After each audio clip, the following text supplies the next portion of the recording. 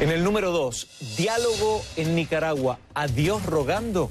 La iglesia nicaragüense anunció por medio de un comunicado que no participará de la mesa de diálogo abierto entre el gobierno y la Alianza Cívica. No obstante, la conferencia episcopal dijo que acompañará el proceso ejerciendo, y voy a citar, su misión profética dedicándose a la oración.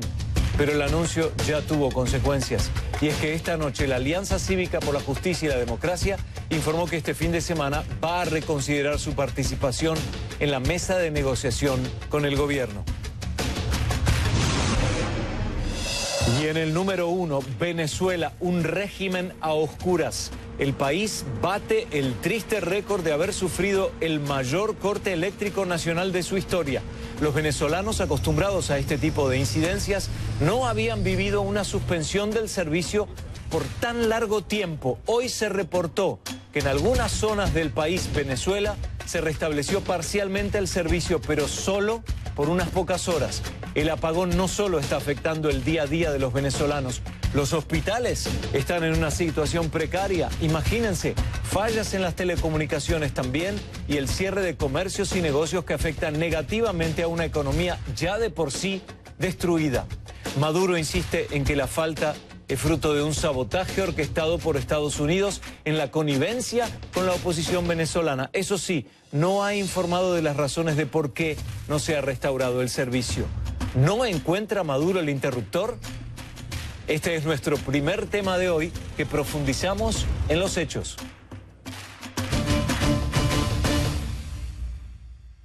Les pido que a partir de este momento me acompañen utilizando la etiqueta Conclu Apagón VZLA, Conclu Apagón Venezuela. Recuerden que leemos en Twitter @ArduinoCNN y por supuesto le pueden escribir a @SoyFDelRincón. Fernando del Rincón, el conductor titular de este programa. A esta hora, gran parte de Venezuela sigue a oscuras. El apagón que dejó sin electricidad, escuchen, a más del 70% del país, se prolonga ya por más de 24 horas. En ese tiempo se registró el restablecimiento del servicio en varias ocasiones, pero siempre ha sido por periodos muy breves. Pasados unos minutos, la luz vuelve a irse. El motivo exacto no se conoce aún. El gobierno del cuestionado presidente Nicolás Maduro apuntó a problemas en la central hidroeléctrica de Guri como consecuencia de un sabotaje. Una explicación que por otra parte no es nueva y ya han utilizado para justificar otros apagones.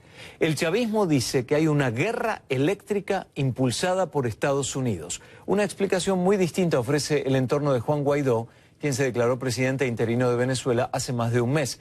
Desde la oposición culpan a la corrupción y la falta de inversión en infraestructura. Guaidó ve además en el apagón otra prueba de que el tiempo para Maduro se acaba. Y aunque de momento no hay causa, sí hay muchas consecuencias. El apagón paralizó al país. Maduro ordenó la suspensión de las actividades escolares y laborales. El transporte público, como el metro de Caracas, no funcionó. Muchos hospitales trabajan bajo mínimos, con los riesgos que esto implica. Otros, sin generadores, cerraron sus puertas. Los comercios importantes regalaron alimentos antes de que se descompusieran. Vamos a conocer la situación a esta hora y conectamos por ello en vivo con mi compañera Osmari Hernández, que está en Caracas. Osmari, ¿tuviste la oportunidad de salir en las últimas horas, por ejemplo, y ver qué pasó? ¿Qué viste? Guillermo, buenas noches. Justamente quisiera mostrarte a esta hora cuál es la imagen de la capital venezolana a esta hora. Es la segunda noche de penumbra, pero ya suman más de 29 horas sin servicio eléctrico estable en la mayor parte del país.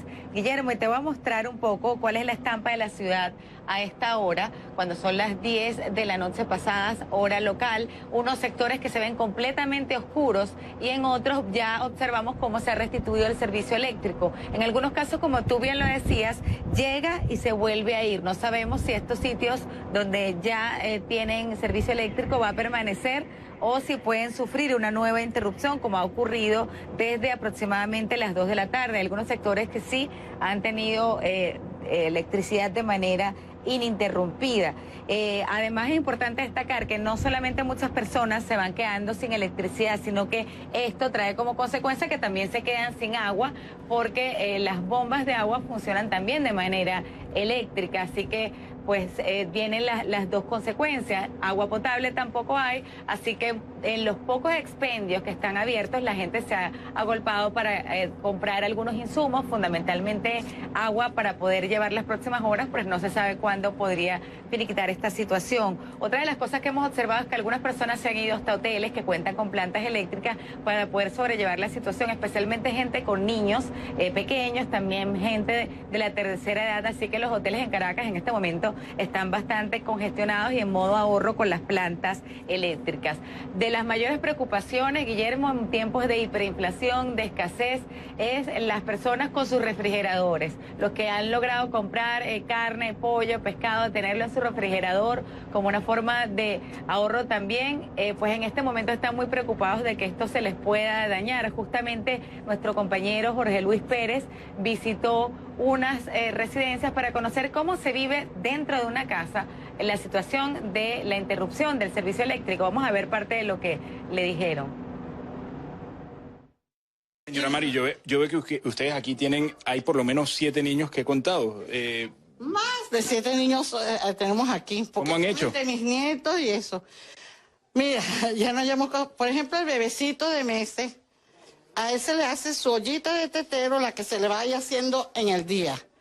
Ya se nos ha dañado 2 ollas de tetero al no tener luz. ¿Por qué? Porque nos tenemos que meter en la nevera, ¿verdad? Si no hay luz, ¿cómo hacemos? ¿Quién nos va a pagar ahora ese alimento? Mira, de hecho, la nevera está perdiendo el agua. Al no haber luz, está descongelada. Está descongelado. Todo eso se me pierde, la carne, el pollo, todo se pierde. Es fuerte porque estamos luchando para conseguir el alimento. Entonces cuando lo conseguimos, se nos daña y esto no nos sobra, nos falta más bien. Está como la Plaza Venezuela, luz y agua, pero como no tengo luz ni tengo agua, estoy mal. Porque si viene de repente la luz, se me daña la televisión, se me daña la nevera y ahí quedo con las manos atadas. Estamos pasando bastante hambre, bastante necesidad y aquí estamos, sobreviviendo en el nombre de mi Dios, que es el que puede, el que manda y el que tiene el poder. Carmen, ayer cuando se fue cuando se fue el servicio, ¿qué te preocupó? ¿Pensaste que iba a ser breve? Pensé que era momentáneo, que todo se resolvía rápido, pero lamentablemente no tenemos ni para comprar una vela, porque una velita aquí vale 4.500 bolívares, una velita así. Pero no tenemos dinero. ¿Pasaste la noche a oscuras? Oscura con mis nietos y yo. ¿Eso te preocupó por...? Enferma, con un marcapaso, con una glaucoma en los ojos. Ahí que vino un vecino y me regaló para que se me quite el estrés, me regaló un palito de arroz, me lo bebí así, ¡plum! Porque para evitar, porque estoy estresada, estoy brava. Carmen, hablan de sabotaje. ¿Tú crees en sabotaje? No, esa es mentira.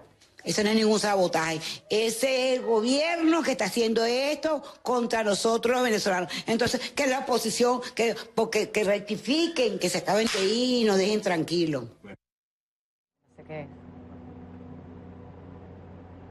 Bien, esto en momentos cuando pues una de las principales quejas de los venezolanos es que no consiguen el alimento y en este momento se están perdiendo muchos de los insumos que la gente ha podido almacenar en sus refrigeradores. También, pues justamente por esto, algunos establecimientos de expendio de alimentos salieron a regalarlos, estos tipos de alimentos que requieren refrigeración, pues ante el riesgo de que se dañaran, preferían regalarlo. De hecho, nos regalaron algunos jugos en un establecimiento, luego de que el dueño decidiera pues simplemente no dejarlos perder.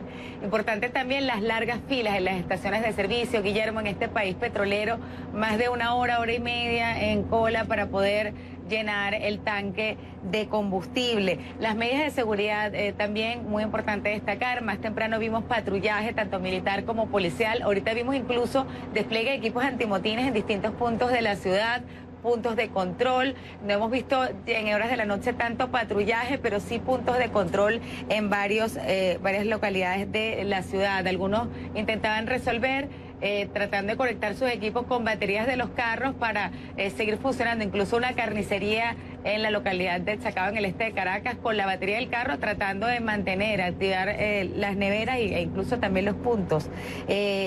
Lo que más preocupa sin duda, Guillermo, en este momento, la situación de las clínicas, la situación de los hospitales y en particular por aquellos pacientes que requieren diálisis, que están conectados a alguna máquina y que de ella depende su vida. Recorrimos centros de salud tanto públicos como privados y en ambos están pasando dificultades en este momento. En la mayoría de los casos hay unos como la maternidad infantil Hugo Chávez, no está recibiendo emergencia y es que no cuentan con servicio eléctrico o simplemente tampoco tienen planta eléctrica. El JM de Los Ríos sí tiene la planta eléctrica, sin embargo tiene bastante limitado su servicio, y en el caso de un centro de salud privado que visitamos en San Bernardino, nos decían que solo están recibiendo casos con riesgo vital, pues están tratando de rendir el uso de la planta eléctrica. Así que la normalidad no ha llegado a Caracas, ha habido molestia, han sonado las cacerolas, también insultos se escuchan en medio del silencio y la oscuridad contra Nicolás Maduro, y hasta ahora de hecho tenemos información de protestas en el oeste de la ciudad, específicamente en la localidad de Caricuao. Guillermo. Precariedad es la palabra, ¿no? Un estado de precariedad en este momento. No le conviene al gobierno para nada, porque la gente debe estar muy pero muy enojada. Vamos a seguir de cerca el tema de los hospitales. Osmaría Hernández, gracias por el reporte.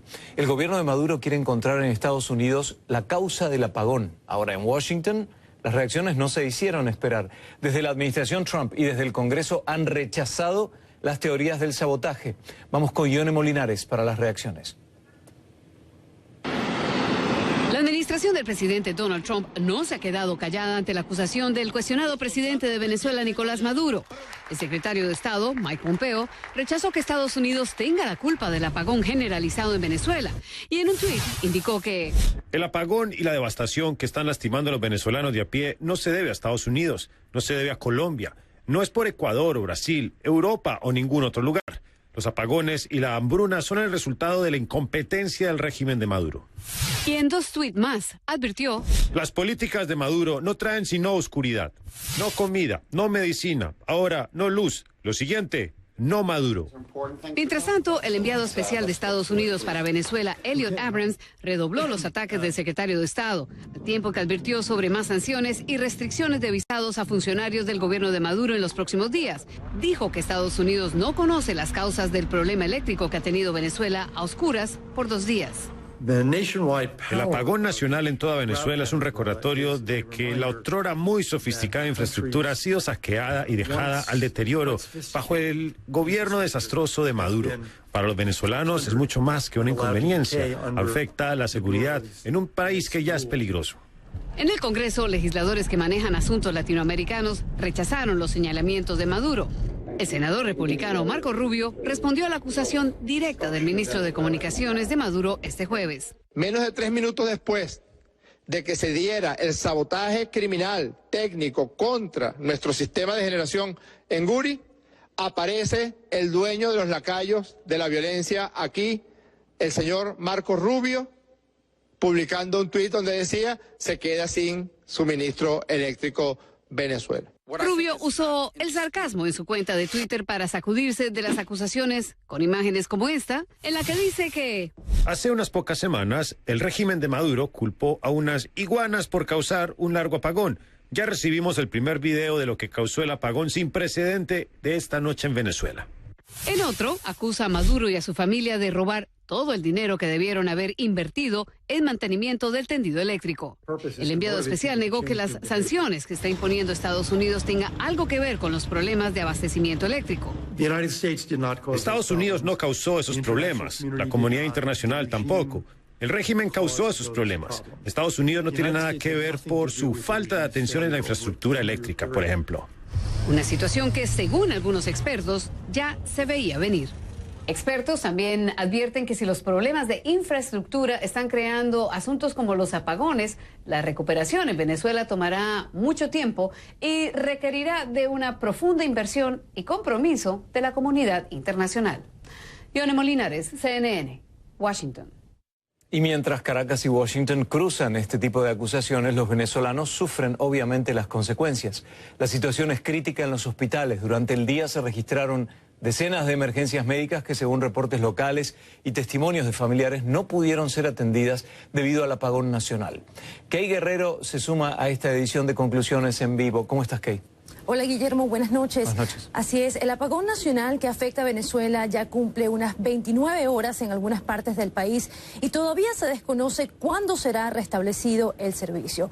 Pero creo que es muy importante dejar claro que la falla eléctrica no comenzó el día de ayer. La infraestructura eléctrica en Venezuela ha estado en decadencia desde hace muchos años e incluso el capítulo venezolano de Transparencia Internacional publicó un amplio reporte en noviembre de 2018 asegurando que el déficit de energía comenzó en Venezuela en el 2018, es decir, hace aproximadamente unos 11 años. Esto fue durante la presidencia de Hugo Chávez y rápidamente se agudizó tras la nacionalización total del sector eléctrico mediante la formación de Corpoelec, que es la Corporación Eléctrica Nacional Venezolana.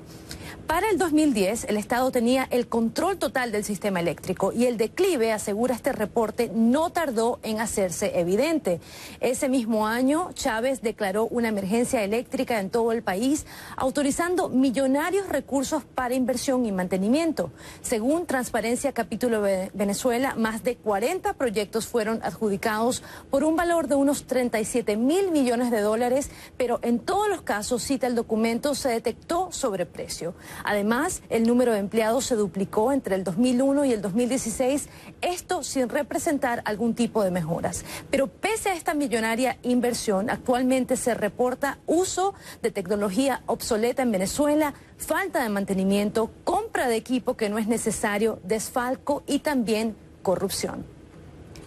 El gobierno venezolano desmiente estas denuncias y asegura que todo es parte de un saboteo, una guerra eléctrica para desestabilizar al gobierno de Nicolás Maduro. Pero independientemente de las variables, la realidad es que la falla eléctrica está afectando gravemente a todos los sectores del país, en especial al sector salud.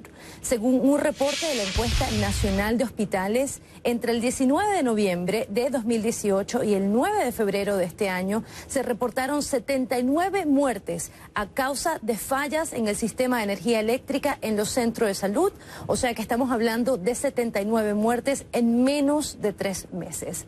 La situación actual también es bastante preocupante. Durante todo el día hemos hecho un esfuerzo para conversar con reporteros locales que han visitado algunos hospitales del país y también con diputados de la Asamblea Nacional y nos informan sobre la muerte de varias personas producto del apagón. Sin embargo, no podemos confirmarlo de manera independiente, pero por ejemplo, el diputado José Manuel Olivares reporta que un menor de edad habría perdido la vida en el Hospital Magallanes de Catia y otro en el JM de Los Ríos. Ambos hospitales están en Caracas. También hemos hablado con varios padres que han reportado la situación en algunos hospitales. Escuchemos. Y me encuentro con que no hay luz para dializar a la niña y mucho menos agua. O sea, te podrás imaginar, mi hija, o sea, pasar un fin de semana sin diálisis es fatal para ella. No me voy con el corazón en la boca porque no sé qué hacer. Las tensiones se le elevan, los valores también y nosotros ¿con qué contamos? Con nada. Y en este país, como estamos en la situación, y aquí nadie se aboca a la realidad que estamos viviendo. ¿Y el presidente dónde estará? Bien tranquilo en su Miraflores, echándose aire, porque me imagino que sí él debe tener luz y tiene esa luz garantizada, pero nosotros, los hijos de nosotros, no. Aquí nosotros luchamos con las uñas. Guillermo, también recibimos este video en pantalla que ejemplifica, muestra la calamidad en al menos un hospital venezolano producto de este apagón nacional. Esto ocurrió en el Hospital Hugo Chávez en el Valle, en Caracas, y es el momento en que un recién nacido tiene que ser asistido con un ventilador manual para ayudarlo a respirar. No hemos podido confirmar la autenticidad de este video y estamos tratando en estos momentos de contactar al hospital, Guillermo. Terrible. Muchísimas gracias, Kay Guerrero, por este reporte, por haber presentado la situación. Vamos a hablar más de Venezuela, un régimen a oscuras, así lo definimos. Vamos a conversar con Mauro Zambrano, él es el representante del Sindicato de Trabajadores de Hospitales y Clínicas de Caracas. Un par de minutos nos separan.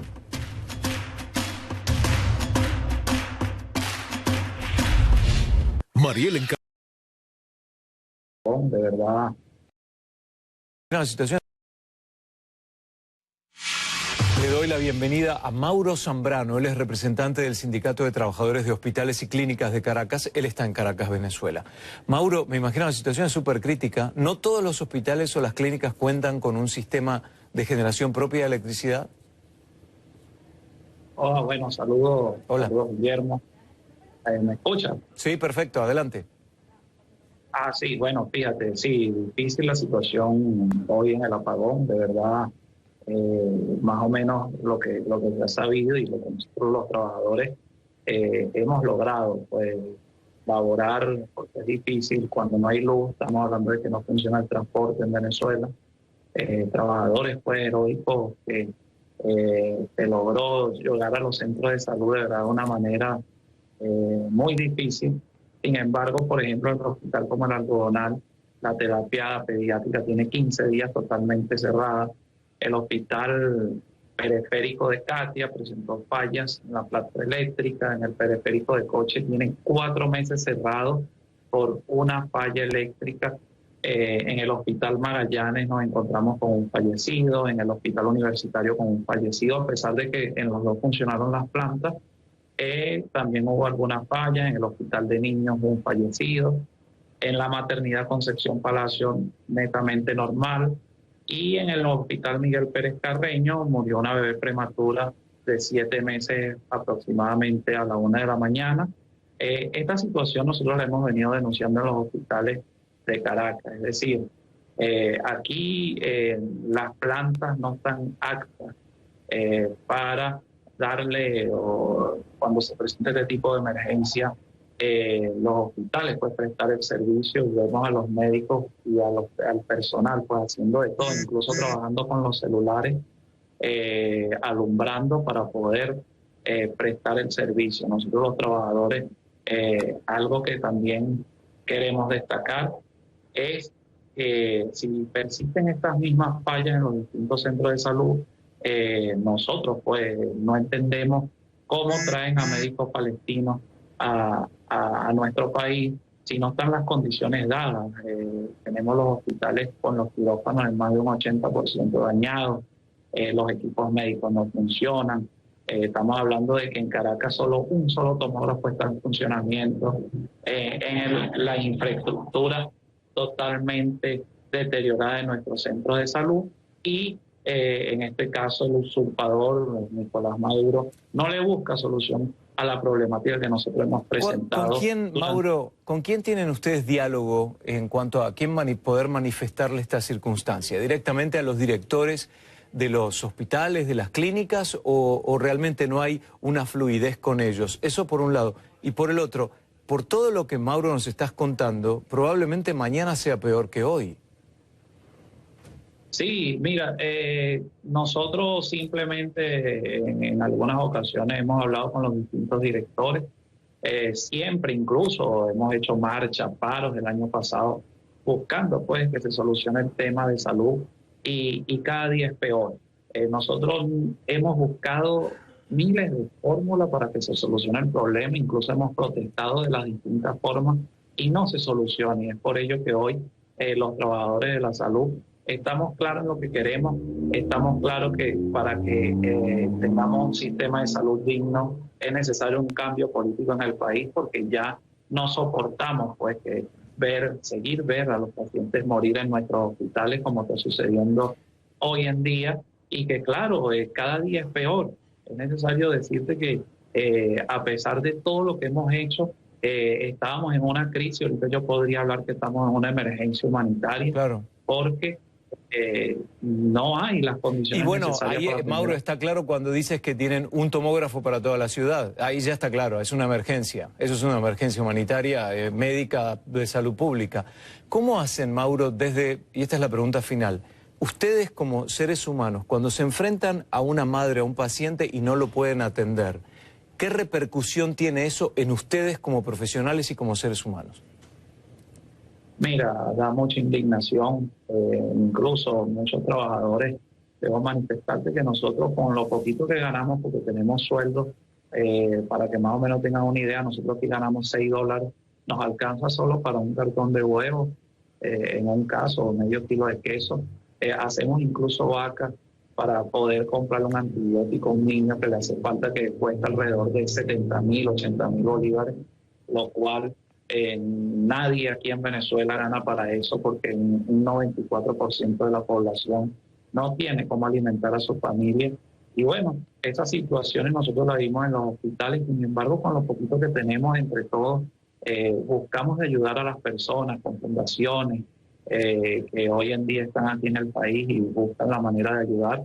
Pero nosotros los trabajadores, de verdad, lo que sí solicitamos hoy en día, y que los militares se pongan las manos en el corazón, porque es verdad que hoy aquí en Venezuela están muriendo los pacientes en nuestros hospitales por déficit de medicina, que son de más de un 90%, y es necesario que ingrese pues la ayuda humanitaria. Y hoy Nicolás Maduro, pues vimos los escenarios donde quemaron medicinas, alimentos que pudieran salvar muchas vidas hoy en Venezuela, y eso da indignación, tristeza, cuando nosotros vemos pues que en los hospitales sí hacen falta esos insumos que podrían ingresar y salvar muchas vidas. Pues Nicolás Maduro no lo dejó ingresar. Da mucha indignación y tristeza, como te lo dije anteriormente, y nosotros vamos a seguir luchando en las calles, vamos a seguir insistiendo hasta lograr pues que nuestros pacientes tengan calidad de atención y nosotros como venezolanos y trabajadores calidad de vida. De esas imágenes que con palabras nos cuenta Mauro Zambrano, las vio el mundo entero, las vimos todos, porque todos nos hicimos eco de esas instancias donde se quemaba ayuda humanitaria, comida, elementos de farmacia, insumos, e indignó al mundo entero. Gracias, Mauro Zambrano, por presentarnos esta situación y por contarnos cómo están viviendo día a día. Él es representante del Sindicato de Trabajadores de Hospitales y Clínicas de Caracas. Buenas noches. Ya regresamos con Venezuela, un régimen a oscuras. El gobierno de Nicolás Maduro asegura que el apagón se debe a un sabotaje. ¿Pero qué dicen los expertos? ¿Es posible? Vamos a hablar con el ingeniero José Aguilar, consultor internacional de sistemas eléctricos. En un par de minutos nada más.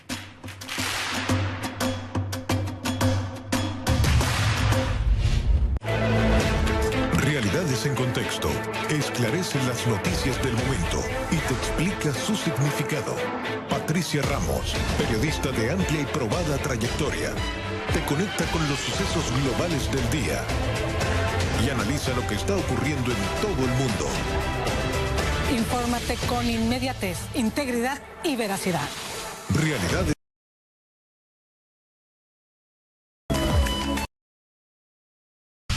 En pocos días se va a presentar una delegación, se va a presentar a Venezuela una delegación de la alta comisionada de Naciones Unidas para los Derechos Humanos, Michelle Bachelet. A ellos les vamos a llevar las pruebas, las confesiones de estos criminales. A ellos les vamos a llevar la denuncia para que el mundo de bien clame por respeto a los derechos humanos en Venezuela. Y un derecho humano fundamental es el derecho a la paz, señor Pompeo, señor Rubio, señor John Bolton, señor Elliot Abrams y sus lacayos que aquí viven. Tenemos derecho a la paz. Tenemos derecho a ejercer libremente la vida democrática de Venezuela.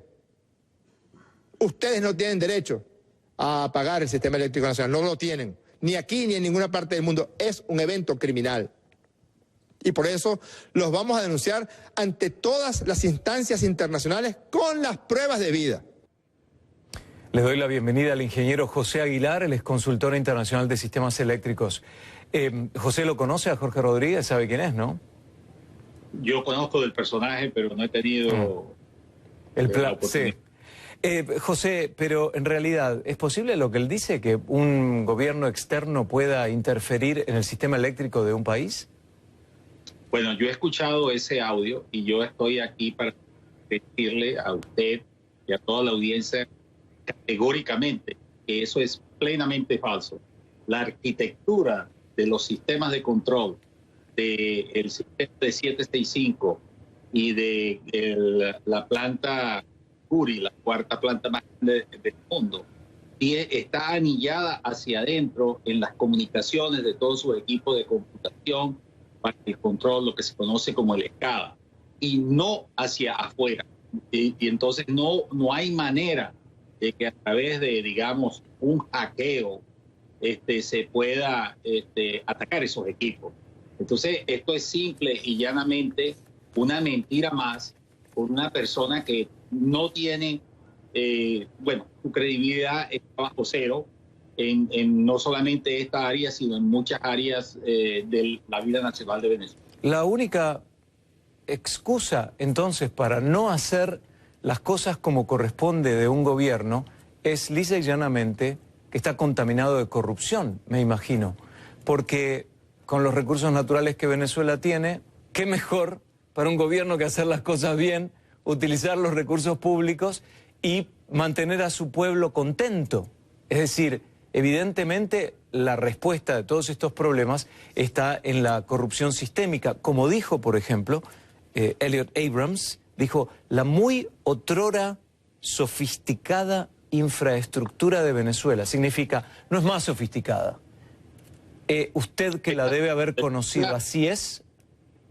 Así es. Venezuela tenía, antes de la llegada de la revolución al poder, en el año 1999, uno de los sistemas de vanguardia eléctricos en la América Latina. Desde 1999, y esto suena fácil decirlo para un así, pero se han dedicado más de $100.000 millones para el sector eléctrico de Venezuela, homologados al año 1998. Eso es una inmensa cantidad de dinero. Yo que he investigado este tema a fondo, además de los aspectos técnicos, le puedo decir a usted que existen más de 43.000 a 50.000 millones de dólares que yo no puedo justificar. La respuesta es que se la robaron, compraron equipos inconvenientes, se llevaron ese dinero a los paraísos fiscales y vendieron equipos usados que no eran ni siquiera de segunda mano, en algunos casos eran de tercera y cuarta mano, y los vendieron mejor que si hubieran tenido un precio como un equipamiento nuevo. Realmente la corrupción eléctrica en Venezuela es algo sin parangón. Yo no he visto, habiendo trabajado haciendo este tipo de auditorías en 44 países, en mi vida, un país que haya gastado tanto dinero para terminar con tan poca y tan mala servicio eléctrico. Es decir, José, que antes de 1999 no había apagones en Venezuela. No, los apagones podían ocurrir en Venezuela, pero eran contaditos a un número reducido de eventos. Claro. Los indicadores estaban en rangos muy competitivos comparativos con las otras empresas eléctricas del mundo. Claro. Simple y llanamente aquí se oculta la información, se le miente a la población y se comete un abuso y atropello contra los trabajadores del sector eléctrico. Pero si la gente, José, si la gente cada vez vive peor, seguramente llega un momento que la mentira no se la cree, ¿no? Pregunta final con 30 segundos, por favor, de respuesta. ¿Se puede reparar la situación de generación de electricidad en Venezuela en un periodo razonable si hoy se pusieran a trabajar y hacen las cosas como corresponde? Sí, señor. Yo y otros colegas del país hemos elaborado un plan que está evaluado y revisado en $15.000 millones en un plazo de 5 años, con la posibilidad de que ya en el segundo año la población venezolana empezaría a notar cambios en la dirección correcta de mejoras en el servicio. Pero esto es solo posible si las autoridades del gobierno de Venezuela, que vaya a seguir la salida del señor Maduro, coloca a personal con conocimiento, con ética profesional, con honradez extrema y con una gran capacidad de trabajo para cumplir los retos. Solamente de esa forma se podrá superar esta calamidad eléctrica de Venezuela. El crecimiento económico de un país se mide por la electricidad desde la revolución industrial, así que es un dato muy, muy importante a seguir. Gracias al ingeniero José Aguilar, consultor internacional de sistemas eléctricos. Buenas noches. Buenas noches, muchas gracias. El cerco se estrecha sobre Tarek El Aissami. Estados Unidos le formuló al ex vicepresidente de Venezuela y actual ministro de Industria y Producción 5 cargos criminales por supuestamente evadir y burlar las restricciones que se le impusieron desde febrero de 2017 al ser incluido en la llamada lista Clinton. Gilbert Vega con los detalles desde Nueva York. Hola Guillermo, buenas noches. Pues efectivamente la justicia de Estados Unidos acusó este viernes a Tarek El Aissami, ex vicepresidente de Venezuela y actual ministro de Industrias y Producción Nacional, de 5 cargos criminales por supuestamente violar la llamada Ley Kingpin. Esa ley, recordemos, también es conocida como la lista Clinton y sanciona a individuos o entidades sospechosas de estar vinculadas con el narcotráfico. El Aissami también está acusado de burlar las sanciones que le fueron impuestas en febrero del 2017 por la Oficina de Control de Activos Extranjeros del Departamento de Tesoro de Estados Unidos. La acusación presentada por la Fiscalía del Distrito Sur de Nueva York también involucra al empresario venezolano Samar José López Bello, así como a 2 ciudadanos estadounidenses y otros 2 panameños que, según la Fiscalía, tenían visa estadounidense en el momento de los delitos.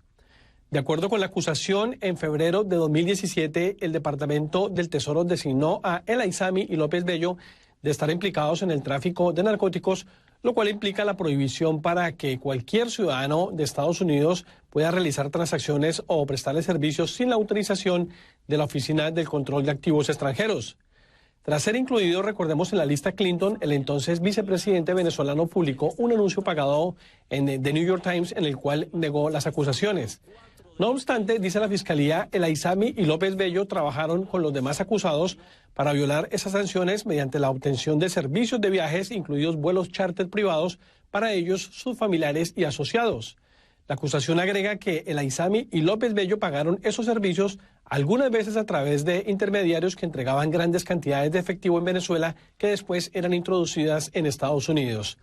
Los fiscales aseguran que para los viajes se utilizó una compañía de vuelos charter y otras afiliadas que están radicadas en Estados Unidos y que se hicieron pagos y transferencias de fondos a través de otra compañía de servicios con sede en la Florida.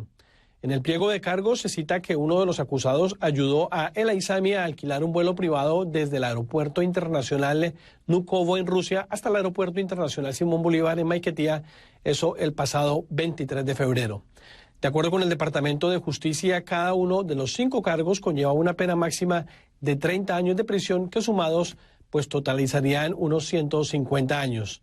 Hasta el momento ni El Aissami ni López Bello se han pronunciado sobre las acusaciones. Buenas noches, Guillermo. Buenas noches, Gilbert, gracias. Ya regresamos con Nicaragua. El diálogo pende de un hilo muy fino. La alianza opositora podría definir su posición en las próximas horas. Mariel Encarnación conversa con uno de los...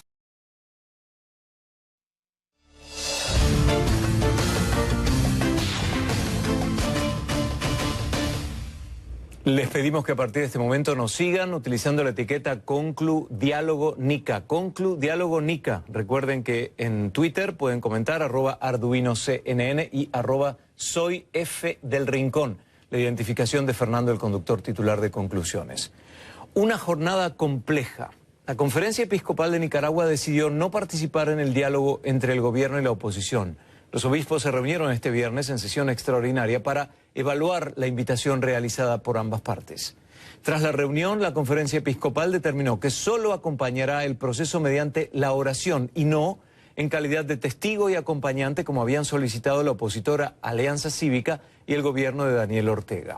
La decisión de los obispos llevó a la Alianza Cívica a anunciar que reconsiderará su participación en la mesa de negociación. Sus integrantes adelantaron que buscarán un acercamiento con el episcopado porque consideran esencial la participación de los obispos en el proceso. Mario Medrano está en Managua con nosotros. ¿Comienza un fin de semana de reflexión y reuniones, Mario? Un fin de semana que será aparentemente silencioso. Guillermo, muy buenas noches, pero que también conlleva mucha reflexión. Y es que, como ya lo decías, los miembros de la Alianza Cívica por la Justicia y la Democracia anunciaron que están reflexionando en torno a la continuidad de este proceso de negociación y que van a iniciar a partir de mañana un proceso de consultas con cada uno de sus agremiados. Esto para tomar una decisión final el lunes o martes. Y esto luego de conocer la decisión de la Conferencia Episcopal de Nicaragua de no formar parte de esta mesa de diálogo, aunque tampoco ellos explicaron sus razones. También quiero comentarte que el gobierno de Nicaragua no se ha expresado oficialmente sobre esta decisión de la Conferencia Episcopal. Consultamos vía telefónica al Consejo de Comunicación y Ciudadanía que coordina la vicepresidenta Rosario Murillo, pero de momento no hay respuestas. ¿Qué te parece, Guillermo, si escuchamos lo que decía Azalia Solís de la Alianza Cívica por la Justicia y la Democracia? Estamos reiterando en cada momento que el gobierno tiene que dar voluntad política de que quiere realmente entrar en un proceso real de resolución de este problema. ¿No ha dado señales?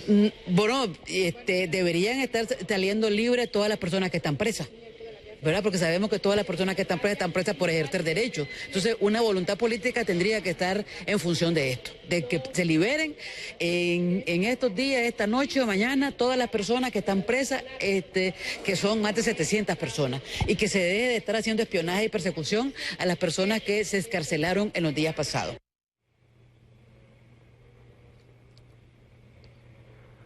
Familiares de manifestantes detenidas planteaban ayer su preocupación porque 8 de ellas iniciaron una huelga de hambre hace 10 días y su salud puede complicarse. Esto es en el penal La Esperanza. Guillermo, pero retomando un poco el tema de la Conferencia Episcopal, en su comunicado ellos expresan, y cito, deseamos que este esfuerzo llegue a una buena meta e informamos que hemos respondido a la carta recibida comunicando a los participantes que no estaremos presentes físicamente en el foro de las negociaciones, pero que acompañaremos a la patria, ejerciendo nuestra misión profética y dedicándonos a la oración y al ministerio de la palabra. Como ya seguramente recuerdas, Guillermo, este proceso de negociación inició el pasado 27 de febrero tras un llamado público que hizo el presidente Ortega, en donde decía que se debía retomar unas negociaciones para el entendimiento y la paz, pero que no habría medios de comunicación y, por supuesto, sería con un número reducido de personas. Esto para resolver la crisis sociopolítica que vive Nicaragua desde abril de 2018 y que ha dejado 325 fallecidos, según la Comisión Interamericana de Derechos Humanos, mientras el gobierno reconoce 199 muertos. Guillermo. Eso al pie de la pantalla lo resumimos como el diálogo que pende de un hilo. Lo seguiremos de cerca este fin de semana. Gracias, Mario Medrano, desde Managua. Pausa y volvemos.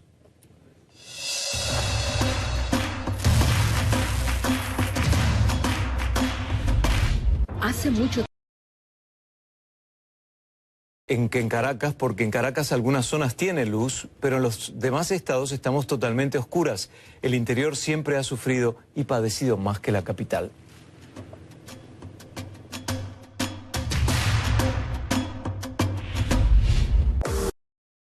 Que todo lo trastorna en función de sus malditas oscura política, dice. Terminar con un tuit de Juan Diego Granado Delgado, algo simbólico, que dice: el apagón genera un manto de duda que cubre la oscura política que todo lo trastorna en función de sus malditos intereses. ¿Es normal un corte tan largo de luz? Luz es preocupado en pleno siglo XXI, dice Juan Diego. Más que preocupado, triste, Juan Diego. Buenas noches, hasta la próxima.